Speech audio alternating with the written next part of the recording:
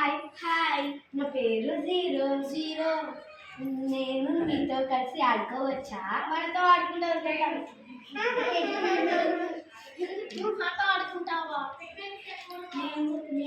నువ్వన్నా నాతో నేను మీతో ఆడుకోవచ్చా? వెళ్ళు వెళ్ళు వద్దు, తనతో మాతో ఆడుకోవద్దు.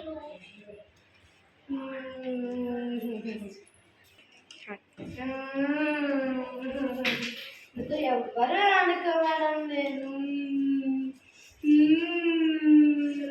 ఎందుకు చిన్న ఏడుస్తున్నావు?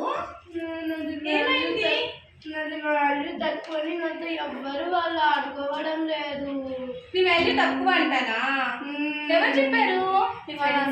వాళ్ళంతా చెప్పారా? సరేలే, నేను మాట్లాడతాను. ఏడవకురా, వెళ్దాం, మాట్లాడదాము మనం ఒకసారి. వద్దు, నేను వెళ్ళిపోతాను. ఎక్కడికి వెళ్తావు నువ్వు? లేదు లేదు, అట్లా వెళ్ళకూడదు. నేను చెప్పిన మాట వినాలి. టీచర్ చెప్పిన మాట వింటావు కదా నువ్వు? ఇష్టమా టీచర్ అంటే? సరే వెళ్దాము. హాయ్ పిల్లలు. ఏంటి మీరు జీరోతో ఆడుకోరా? ఎందుకు నాన్న? ఒక్కరు చెప్పండి.